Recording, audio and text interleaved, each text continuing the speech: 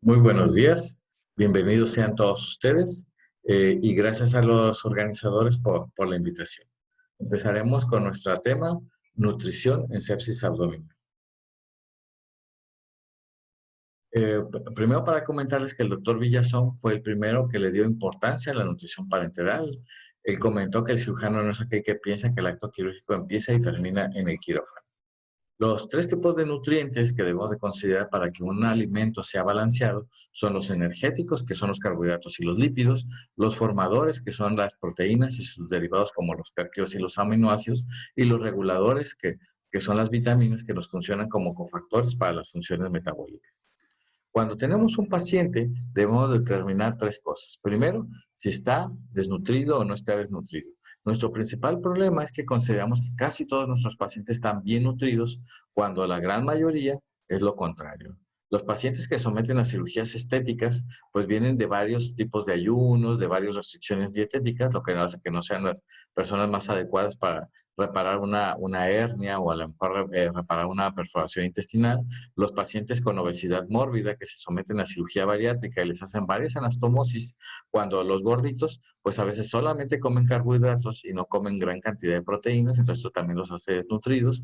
Pacientes con enfermedades crónicas como la tuberculosis, como la brucelosis, incluso ahora con el HIV y otros tipos de enfermedades, pues nos hace que la gran mayoría de las personas que acuden a nuestra consulta o por urgencias no tengan un estado nutricional óptimo.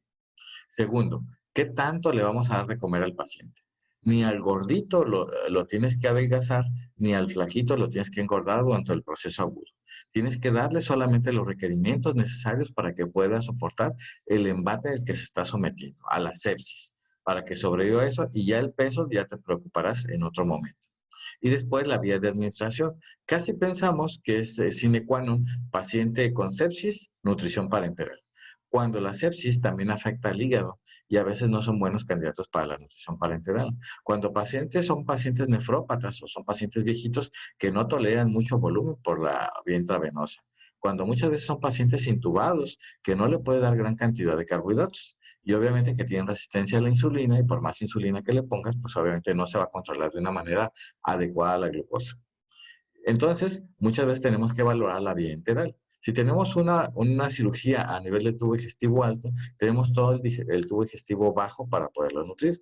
Y viceversa, si tenemos un divertículo, una anastomosis colónica, podemos dar dietas sin residuo que no llegan ni a la válvula ileocecal y que de esta manera nos permite usar el tubo digestivo por lo menos de manera parcial. Así no sobrecargamos al paciente de líquidos por vía intravenosa y al utilizar la vía enteral también producimos sustancias antiinflamatorias que bajan la respuesta inflamatoria y pueden bajar el Apache en varios grados. ¿Cómo saber si nuestro paciente está nutrido o no? Pues normalmente se utiliza mucho la evaluación global subjetiva, pero es una escala que, como su nombre lo dice, es subjetiva. Y los pacientes siempre nos mienten, ¿no? Los anoréxicos siempre comen, los gorditos nunca comen, los diabéticos siempre se cuidan. Entonces no es algo que sea verdaderamente fidedigno. Los españoles de hace más de 20 años utilizan la escala de Conut, donde toman en cuenta la albúmina para valorar las reservas proteicas, los linfocitos para valorar las reservas inmunológicas y el colesterol para valorar nuestras reservas grasas. Aunque consideramos que muchas veces la grasa es mala, pero verdaderamente es de donde el paciente va a tomar energías durante los procesos agudos. Y si el paciente no tiene grasa, si tiene un colesterol menos de 100, es un pronóstico extremadamente malo. Entonces, el problema de la escala de Conut es que la albúmina no es objetiva en el paciente con respuesta inflamatoria, porque el paciente en ese momento necesita proteínas, fibrinógeno, colágeno y deja de producir albúmina. Y sobre todo que todavía se sigue utilizando en muchas partes que utilicemos albúmina exógeno. Entonces, esto nos enmascara el cuadro y verdaderamente no sabemos qué estado nutricional tiene el paciente. Entonces nosotros hicimos un híbrido entre la escala de McLaren, que es una escala pediátrica ya validada, donde toma en cuenta las proteínas con el CONUT, y desarrollamos el PERES, que solamente es un cambio de la albúmina por las proteínas totales, y este es especial para utilizarse en pacientes con respuesta inflamatoria. En nuestro hospital tomamos de rutina las dos escalas. Si estamos controlando la respuesta inflamatoria y estamos nutriendo adecuadamente, las dos escalas mejorarán y pueden ir progresando del 12 al 8 al 4 hasta que mejore totalmente. Cuando solamente lo estamos nutriendo, pero no estamos mejorando la respuesta inflamatoria porque no hemos controlado el foco séptico, pues puede ser que solamente vaya mejorando el PERES, pero el CONUT no. Si no estamos nutriendo adecuadamente y no estamos controlando el foco séptico, lo más probable es que ni el PERES ni el CONUT mejore. Entonces tenemos esta paciente, es una paciente añosa, sus reservas están disminuidas, no come adecuadamente, tiene obesidad, le hicieron una plastía con malla, tiene un absceso. Entonces tendrá verdaderamente los recursos, sus reservas endógenas serán suficientes como para este embate fisiológico. Probablemente tengamos que dar más proteínas, pero es diabética, quizás tengamos que dar menos carbohidratos, probablemente tenga dislipidemia, tendremos que estar dando menos grasa, pero si tiene insuficiencia renal, pues no tendremos que dar tantas proteínas. Entonces, esto se tiene que adecuar a las condiciones del paciente. A veces tenemos pacientes muy bien nutridos, jóvenes, con buena masa muscular, pero como en este caso, que es un absceso del cuello que se va disecando hacia tórax y probablemente va a desarrollar una mediastinitis, bueno, ¿cuánto tiempo va a soportar este paciente el ayuno? Le podemos poner una sonda nasogástrica para usando el absceso del cuello, le podemos poner un catéter central, siendo que las clavículas probablemente si ya estén afectadas por el proceso séptico, ¿será candidato para una gastrostomía? ¿Cuánto tiempo lo puedo dejar en ayuno? Entonces son cosas que debemos tomar en cuenta en base a nuestro estado nutricional. En este niño, por ejemplo, pues que no está comiendo porque está revolviendo el excremento con la orina, pues hasta que no se controlen esos dos focos sépticos, pues no podremos someterlo a cirugía. Pero si le das de comer, pues peoras el problema, ¿no? Y ya tiene daño hepático por una NPT mal calculada. Entonces a veces encontramos callejones sin salida porque desde un inicio no tomamos en cuenta el estado nutricional.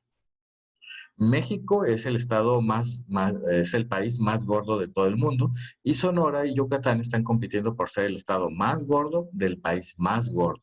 Entonces tenemos este pacientito con 180 kilos, con un linfangioma a nivel de pubis y escroto, donde obviamente la orina también sale de manera descontrolada y aparte pues se suma un Fournier, ¿no?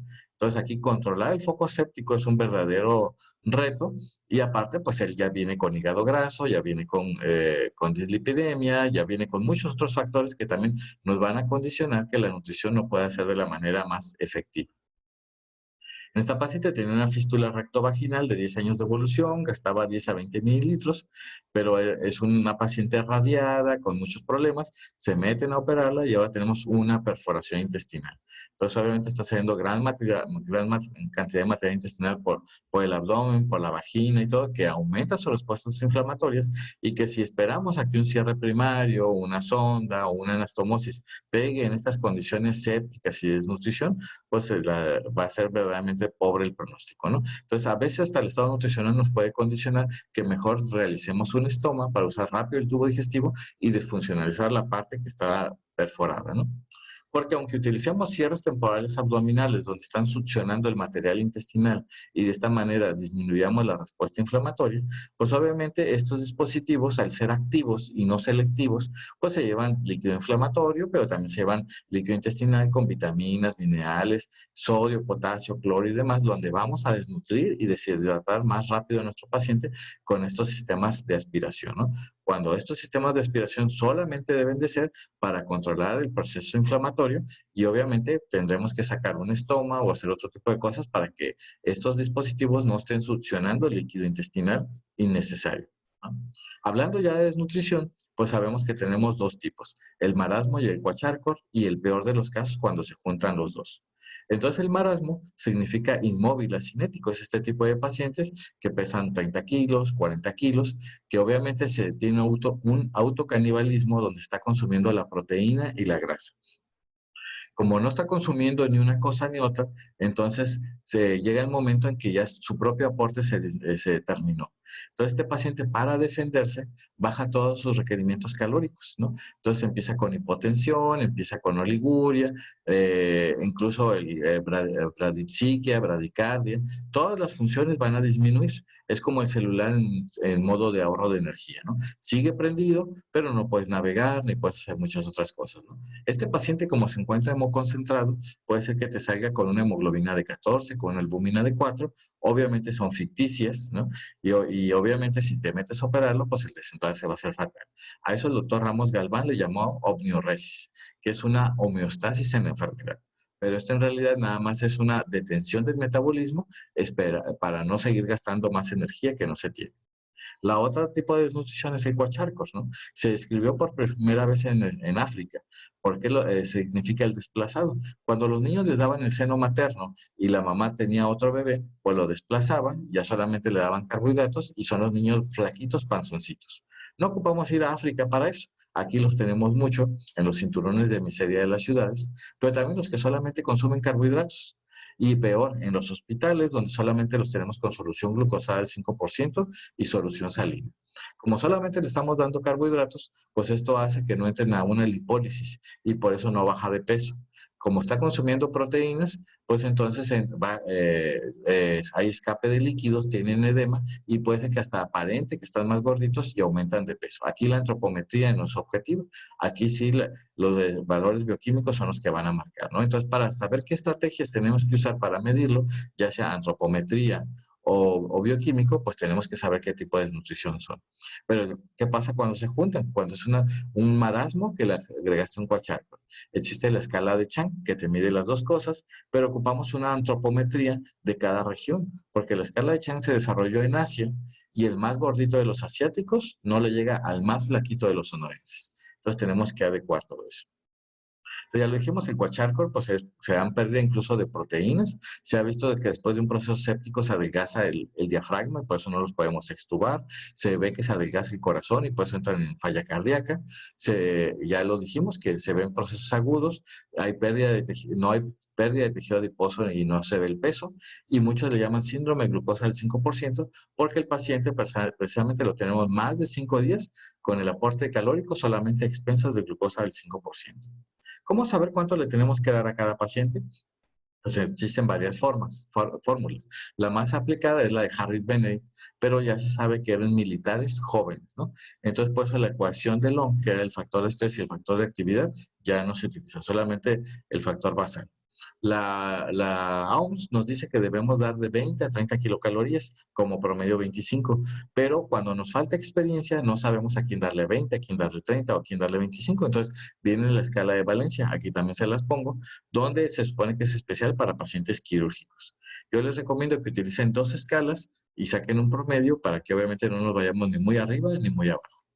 Existe incluso esta otra escala donde va de acuerdo a la gravedad y que uno pudiera pensar que a mayor gravedad, pues obviamente mayores kilocalorías. Pero lo que pasa en el paciente grave es que la adrenalina, todas las catecolaminas, redirecciona el flujo sanguíneo y eso lo mandan al cerebro, corazón y riñones, dejando de lado a la piel, dejando de lado a la grasa, incluso muchas veces el músculo. Entonces un paciente de 70 kilos metabólicamente solamente se encuentra funcionando 50 kilos o quizás menos. Entonces, por eso tenemos que dar una nutrición hipocalórica, hiperproteica, porque quizás la estamos dando al peso adecuado del metabolismo y eso va en base a la gravedad del paciente. Entonces, ¿qué podemos darle de comer al paciente? Pues ya lo sabemos, los carbohidratos es la fuente principal de energía, por vía parenteral da 3.47 y por vía enteral da 4 kilocalorías. Como dijimos, su metabolismo final es el dióxido de carbono, por eso no debemos dar más de 25 kilocalorías por kilo y menos en el paciente con ventilador. Y la velocidad de infusión no debe ser más de 5 miligramos por kilo por minuto, que es la tasa metabólica de la glucosa. Entonces, no ocupa ser un paciente diabético para desarrollar hiperglucemia y todas las complicaciones de la hiperglucemia. Simplemente si le estamos dando más de lo que puede metabolizar el páncreas, pues lo vamos a condicionar como si fuera un diabético. Los lípidos son necesarios, muchas veces les tenemos miedo, pero es lo que forman nuestras hormonas, es lo que forma la pared celular, entonces es necesario que consumamos lípidos. Por vía parenteral existen al 10 y al 20%, ahora ya hay de aceite de pescado, hay aceite de soya, ya existen muchísimas alternativas, estas deben ser del 20 al 40% de las kilocalorías, pero también va a depender de cada paciente. En pacientes cardiópatas o en pacientes nefrópatas que no podemos dar mucho volumen, cambiamos los porcentajes de carbohidratos y lípidos, 60 de lípidos y 40 de carbohidratos, y de esa manera tenemos nutriciones con menos volumen que son más fácilmente tolerados por pacientes que ocupan muchos requerimientos calóricos, pero toleran poco volumen. Los aminoácidos, que es la fuente principal para que nuestro paciente le vaya bien, la cicatrización, la formación de anticuerpos y todo lo demás, lo hemos dicho, es a base de las proteínas. Por vía parenteral tenemos principalmente tres tipos, al 8, al 8.5 y al 10. Al 8 tienen aminoácidos, no tienen aminoácidos aromáticos que te evita la encefalopatía en los pacientes cirróticos. Al 8.5 contiene más aminoácidos de cadena ramificada que te ayudan para disminuir la sepsis. Y los aminoácidos al 10 que son más ricos en ácido glutámico y que es un precursor de la glutamina para cuando no tienes, ¿no? Y ya sabemos que estos dan 4 kilocalorías por gramo y en los pacientes con fallas renales los debes de monitorizar con depuración de creatinina de 24 horas. ¿Cuánto debes dar? Pues de acuerdo a la función renal. En cualquiera de nosotros, en una cirugía electiva, en un paciente que no tiene estrés, debes dar 0.8 gramos por kilo. En un estrés moderado, de 1 a 1.5, una cirugía mayor, por ejemplo, una anastomosis. En un estrés severo, una verdadera peritonitis, pues debes dar de 1.5 a 2. Pero ¿qué pasa si tú los pacientes no lo tienes con una depuración adecuada? Pues te debes de bajar a 0.6, 0.7. Entonces eso te evita una buena cicatrización y tendrás que tomar otras acciones, ¿no? Si ya lo tienes con una hemodiálisis o diálisis peritoneal, puedes volver a 1.5 a 2. Entonces, ¿qué debemos de evitar en un paciente grave con sepsis? Pues primero el síndrome de leucocito perezoso, el síndrome de realimentación, el síndrome de sobrealimentación y el SIRPA. El síndrome de leucocito perezoso es una de las complicaciones de la hiperglucemia. Hasta con 120 de glucosa, es tanta la osmolaridad que aumenta, se altera la diapéresis de los leucocitos y no pueden llegar a donde está el proceso infeccioso. Por eso a todos los diabéticos los consideramos como inmunocomprometidos, aunque tengan buena cantidad de leucocitos. Pues eso también se lo podemos causar a un paciente que no sea diabético, tan solo causando la hiperglucemia, que frecuentemente en la terapia intensiva los tenemos con hiperglucemia. El síndrome de realimentación es lo más importante. Fósforo tenemos demasiado, pero todas las funciones metabólicas se llevan a cabo en el fósforo. El adenosín trifosfato es lo que hace que funcionen todas las bombas metabólicas. Si no estamos pendientes del fósforo, ninguna bomba metabólica va a funcionar y el paciente fallece por arritmias, por alteraciones mentales, por alteraciones digestivas y todo, y no nos dimos cuenta. Y nosotros pensamos que fue una tromboembolia, que fue otro tipo de problema, cuando verdaderamente fue el síndrome de realimentación. Aquí vemos todas las complicaciones que puede presentar el síndrome de realimentación. También, como pensamos que más es mejor, entonces empezamos a dar muchas kilocalorías en un paciente que no la soporta y causamos falla hepática, falla renal y otro tipo de problemas por una sobrealimentación, ¿no? No solamente debemos dar lo necesario en ese momento el paciente no lo queremos engordar, queremos que pueda resistir el embate de la sepsis. Aquí les pongo varios artículos sobre la hiponutrición, pero obviamente hiponutrición calórica e hiperproteica. Poquitas calorías con muchas proteínas, que es lo que verdaderamente necesita el paciente en ese momento. Él ya tiene respuesta inflamatoria, él ya tiene hiperglucemia. No tiene caso que le estemos dando más glucosa de la que ya tiene. Y pues la albúmina, pues cada 5 años es buena y a los otros 5 años es mala. Es un villano o un héroe dependiendo el tiempo de la historia. Aquí les pongo también un artículo, léanlo para que saquen sus propias conclusiones. Pero sí es sabido que en el paciente desnutrido que tiene respuesta inflamatoria, la capilaridad está perdida y si le pasamos albúmina, se va al espacio extracelular, nos aumenta el margen en el pulmón para la hematosis y nos causa SIRPA, síndrome de insuficiencia respiratoria progresiva del adulto, y esta cae siempre, el paciente nunca lo podemos extubar y fallece. Por eso es por lo que sí se recomienda en la gran mayoría de las partes que no se ponga albúmina intravenosa, que el cuerpo forme las proteínas que quiere. En ese momento el paciente no necesita albúmina, ¿no? Entonces nosotros como cirujanos debemos de idear nuestras estrategias. Si tenemos este paciente, obviamente chocada, con oliguria, séptica, que ya viene con un estado de nutrición severo, pues obviamente no va a ser la mejor candidata a una anastomosis. Incluso la voy a tener que manejar con abdomen abierto, con pérdida de líquidos y proteínas. Pero no tenemos más opciones. Si queremos cerrarla a la fuerza y a fuerzas que se vaya con una anastomosis, probablemente vaya a fallecer por nuestras malas decisiones. Entonces es hasta aquí, lo vamos a dejar. Entonces nada más los invito a que siempre tomen en cuenta el estado nutricional para una buena evolución de sus pacientes. Gracias.